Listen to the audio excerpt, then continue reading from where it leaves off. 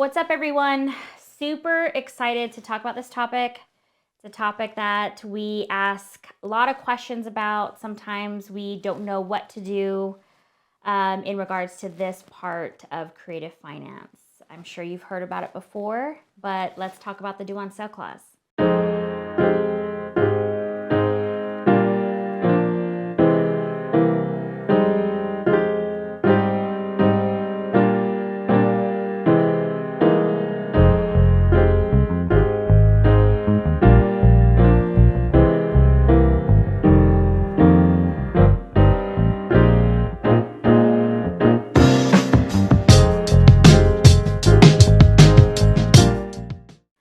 Now, the due on sale clause is something that I get questions about all the time, but I want to take it a little bit back.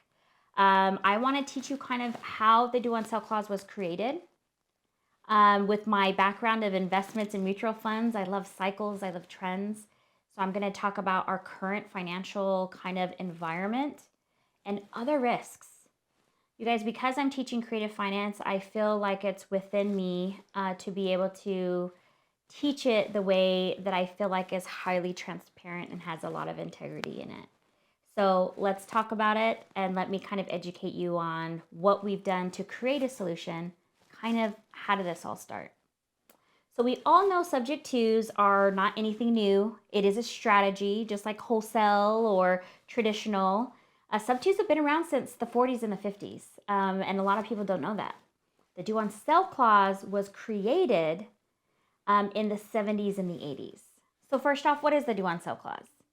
The due on sale clause is an actual clause that's in every underlying mortgage in the country. Doesn't matter who you have your loan with. Chase, Wells Fargo, Rocket Mortgage, it doesn't matter.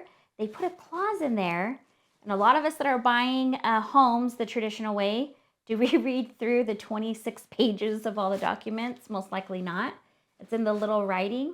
And it says that the bank can call the loan due, or what they call the acceleration clause, at any time, especially if the deed has been transferred and they weren't aware of that. So the due on sale clause came to fruition around the 70s and the 80s when the market was showing some of the signs that it's showing now. So how do banks make money? Banks make money by continuing to lend it out. Someone pays off their mortgage, they sell a note, they get that capital, and they lend it back out. So what happens when we are going through an inflation type of environment? Back in the 70s, 80s, when we were going through that time of inflation, how does the Federal Reserve control inflation? Raising taxes and raising interest rates. That's what they do. So when they raise taxes and they raise interest rates, what happens to people that want to buy properties?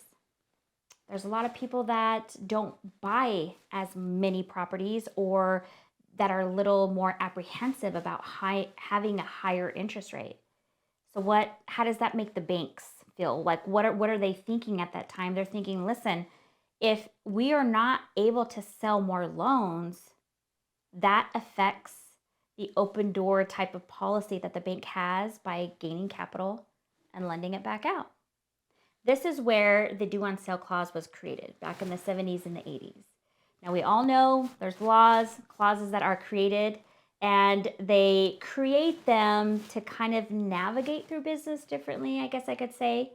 So the due on sale clause was created to verify occupancy. Now, was it really created to verify occupancy? No, but it's how they had to label it, just like how we have to label certain laws to kind of accomplish what we want to do. Now, what the banks were seeing in the 70s and 80s is subject to were rising. People were transferring deeds without actually, paying off the loan and getting more credit. Now, when the bank noticed that and said, hey, we're not having new customers that are coming and wanting to buy more loans because the interest rates are going up, that due on sale clause was created to be able to accelerate that loan. So what they said was they could pull a title report, or they could look on the county records. They could look at their portfolio that they have as a bank and say, these loans have been transferred subject to. And maybe some of their portfolio is they didn't want to call all those loans due, but whatever they felt they needed to call due, they would. So that's how the due on sale clause was created. Now, as I said in my background, I like to look at trends and cycles. I'm seeing some of the same things now in our market, right? We're seeing interest rates rise. We know that we're in inflation. Everybody is experiencing that. So as a professional in the business, I'm always thinking, okay, what is this mimicking, or how do I need to look at my portfolio now? Now, this video is not to invoke fear. This video is to make sure that you're an expert in your industry and you pay attention to not just learning about acquisition strategies, disposition strategies, but you take the extra initiative to learn about your market and to learn about your risk. One thing I learned about mutual funds and in the investment field is diversification and knowing your risk. Everybody's financial environment is different. Mine's different. A new investor is different. Warren Buffett's is really different. And we need to pay attention to that as we are investing in real estate. And that's something that I want to teach. So what I want to communicate with you is that in subject to, yes, there is a due on sale clause risk, but is that the only risk that we need to be mindful of? Well, there's a seller risk and insurance risk. So let's talk about these things. And more importantly, let's talk about the solution, right? Like I said, this video is not to invoke fear. This is how do we provide a solution to alleviate that risk, which makes me super excited. So seller risk. If this is the nature of my industry of being in real estate, I know what acquisition means, what disposition means, what assignment means, what earnest money means. Now, if I'm talking to an insurance agent or to a contractor and they're using all their terminology, it goes right over my head. Same thing with sellers. When we're selling and taking over their loan subject to, which means that we're leveraging their credit, we're transferring the deed into our name, and we're paying on that underlying loan. And we'll go into other videos about exactly what subject to is. But when we're doing that, we're educating the seller. We're saying, Mr. Seller, your loan is going to stay in place. We're going to pay on it. Here are all of the protections. And the deed is going to be transferring into our name. Now think of this scenario. And this is actually a real life scenario. In 2 years from now, if for some reason you didn't do the transaction the right way and didn't hire a professional to teach you how to do it, and the lender called the seller, do you think the seller is going to remember that they sold you the home subject to? I would have to say that they probably most likely would not. It's not the nature of their life or their industry to be well aware to remember these types of acquisition styles or the way that they sold their home. So the seller risk is a risk that sellers have where they're not intentionally just saying, hey, I sold my home to Rochelle 2 years ago. At that point in time, the lender is going to say, really? Well, I'm seeing your loan in place. And the seller's going to say, yeah, I can't remember how I sold it, or maybe they'll remember subject to, but that would be enough to have a red flag for the lenders to say, let me dig a little bit deeper. Now, if they dig a little bit deeper, what are they going to find? The deed is transferred, it's in my name, and that could have them call the due on sale clause. It's just very important of you being an investor that you are knowledgeable about these things while you're helping the sellers feel comfortable as you're taking down these home subject tos, but also so you can be an expert in your industry. So the seller, like I said, is not aware of that. Okay, they do these things unintentionally. But what do you think would happen in another scenario if the seller sold you a loan at 3.5%? And let's say with inflation, the rates continue to rise. Let's say we get to 7% and now they want to buy a property. Do you feel like there would be some sellers that are in distress that might want to get that loan back? Things like this can happen. And with me owning a transaction business, these are the things that I see that I want you to be knowledgeable of. The second thing is the insurance. The insurance on subject to loans is a necessity, just like car insurance. You have to have it.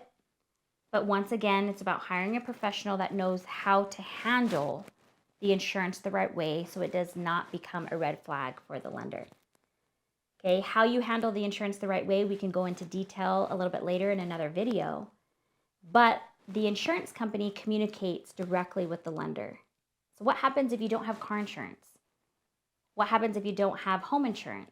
They can put forced place insurance on the property or on your vehicle, but they also notify the lender, hey, they don't have insurance. So what happens when the insurance company notifies the lender? Once again, it raises a red flag and allows the lender to dig just a little deeper. So basically, you guys, what I'm saying here, and I can't say this enough, this is not to invoke fear. It is for you to just be knowledgeable about the different risks with subject to. But let's talk about the exciting part. There's a solution. We know due on sale clause is rare. We know that there are other risks. So how do we alleviate that? How do we once again make that such a small risk to where we can continue to use this amazing strategy? I'm a huge fan of subject to, and be able to invest in these types of deals. This year in 2022, I am super excited to say that I am launching a product with my business partners, and it is called Reassurance. And we named it Reassurance because that's exactly what we wanted to do. We wanted to give you that reassurance as you are investing in the investment field, but also with subject to loans. So how does it work?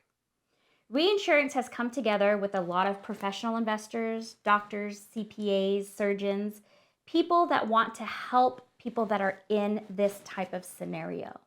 We have gathered a big fund that is able to, if that due on sale clause is called, to buy you out of that loan. So what does that process look like? Let's just say that even though the risk is very minimal, that you had that risk with the seller, or the insurance didn't get handled the right way, or for some reason the bank called that loan due. Reassurance would come in, we would talk with the bank, try to find a remedy to keep the transaction the way that it is, and if we can't, that's okay. We will buy that loan out for you. So we will pay off that subject to part of that loan, and we will allow you to make payments to us. So that way you can keep the transaction the way that it was. What if you sold that deal and you have someone, a tenant in there, or you have a wrap buyer in there? Nothing's going to change. The only thing that's going to change is just where you're going to be making your payments. So Reassurance is going to allow you to have that reassurance to continue to invest in these subject to deals, and that minimal risk of that due on sale clause, we're going to make it even less. And we're super excited to offer you this product here in 2022. You guys, I so appreciate you being here. I wanted to thank you for watching this video. I have so much more content to bring value to you guys, getting into the nitty-gritty, step-by-step guides. So please like, subscribe this video, come check me out, get to know me a little bit more, and I'm so excited to share all of this with you in the near future.